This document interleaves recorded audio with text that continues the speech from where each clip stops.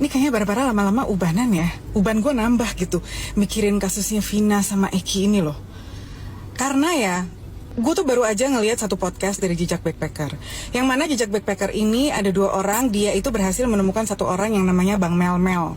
Nah, si Bang Mel-Mel ini itu sedang dalam perlindungan saksi, dan yang melindungi dia itu sekarang adalah Bapak Hotman Paris, Bapak pengacara kondang kita itu.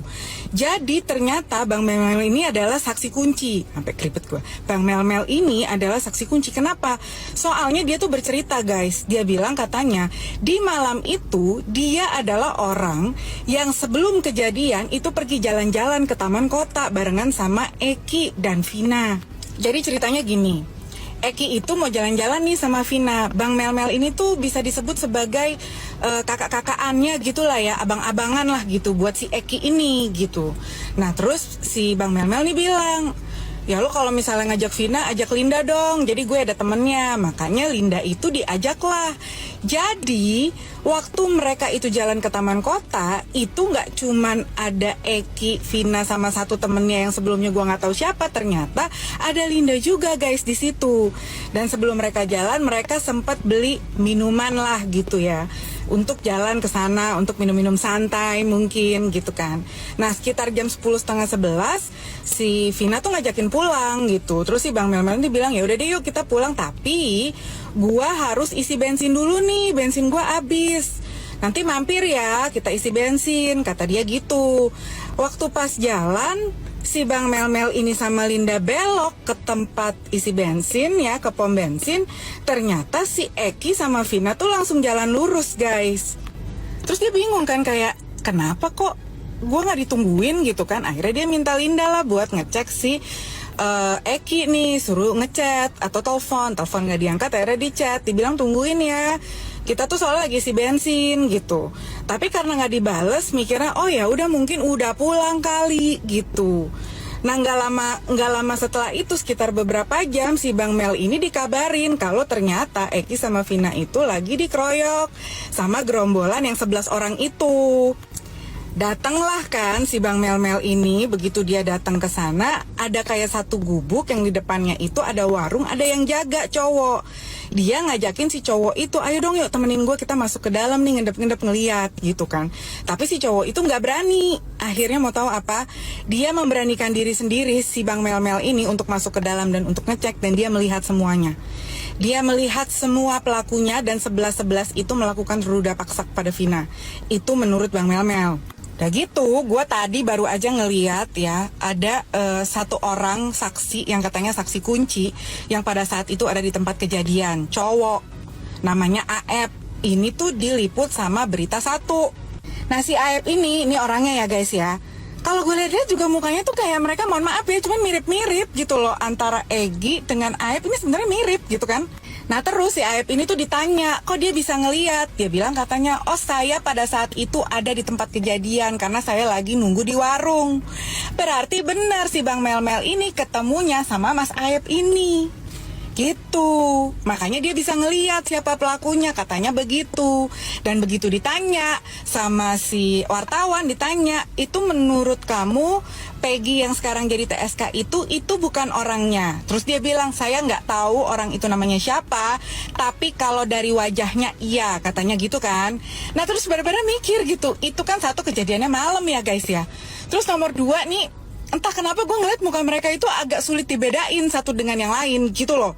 Tapi kalau misalnya dilihat fotonya secara jelas gitu, itu bisa kelihatan bedanya. Contoh gue kasih lihat. Nih ya, kalian lihat, ini Peggy yang waktu pas dulu di tahun 2016, ini 8 tahun kemudian ya kan, kalian lihat itu mukanya. Menurut kalian mukanya mirip nggak? Satu yang aku bilang nggak mirip aja, lihat, itu kupingnya tuh pakai plak guys. Yang mana lihat kupingnya Peggy itu, kalian lihat dong. Ini kalau udah begini udah nggak bisa dibenerin, kupingnya akan tetap gede gitu loh.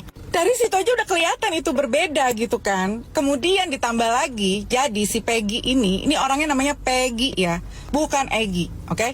Si Peggy ini itu tinggalnya jarak dari rumah tempat dia tinggal, tempat ibunya terdaftar di RT, itu cuma 400 meter dari tempat kejadian. Tapi begitu ketua RT-nya ditanya dan diwawancara, namanya ketua RT-nya itu kalau nggak salah Pak Wawan. Wawan Setiawan, ketua RT di Desa Kepompongan, ya.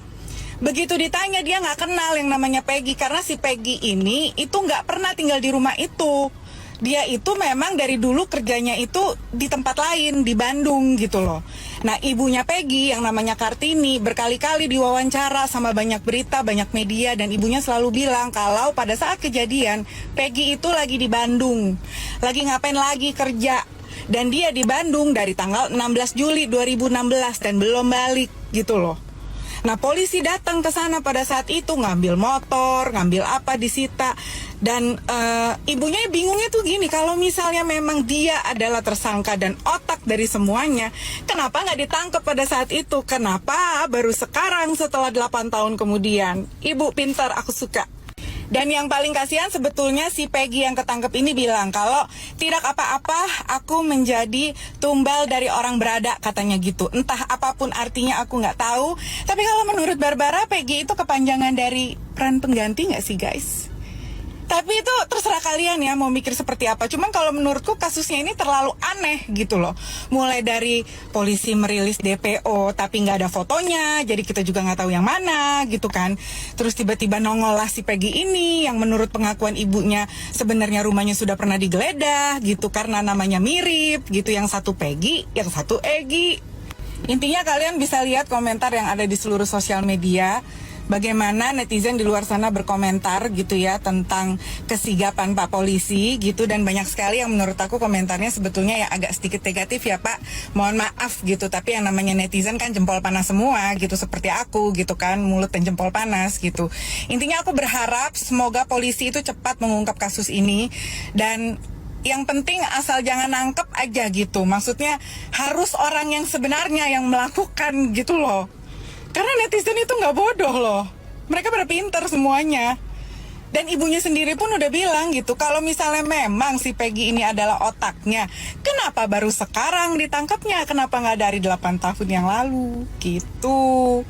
Jadi ini adalah tugas dari kepolisian kita, dan Barbara yakin Pak Polisi semuanya pada cerdas dan pintar semua. Dan kita tinggal tunggu berita selanjutnya. Sama Eki pengen nikah. Ibu kenapa Bu? Ibu kesurupan. Ibu nggak mau kalah sama si Linda yang kesurupan itu. Ini saya lihatin kok semakin kesana, kok semakin kesini, semakin kesini, kok semakin kesana.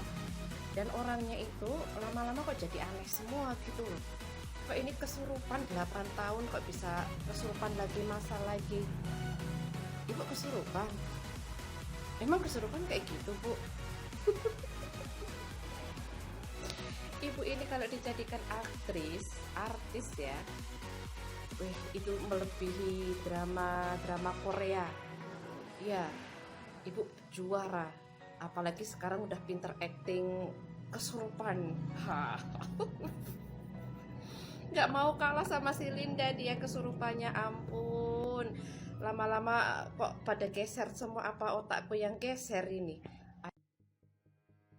Dapat kita ambil kesimpulan tentunya ya, semoga saja kasus dari Vina Cirebon ini cepat terungkap ya, siapa DPO yang 3 tersebut teman-teman, dan juga semoga aja Peggy ini bukan yang sebenarnya yang terlibat di kasus Vina Cirebon ini. Jadi ya kita tunggu aja untuk setiap videonya, kita lihat ya untuk netizen-netizen yang lain yang memberikan suaranya, apakah benaran atau tidak, nanti kita akan tunggu ya dari kuasa hukum dari Peggy Setiawan teman-teman. Jadi terima kasih. Assalamualaikum warahmatullahi wabarakatuh.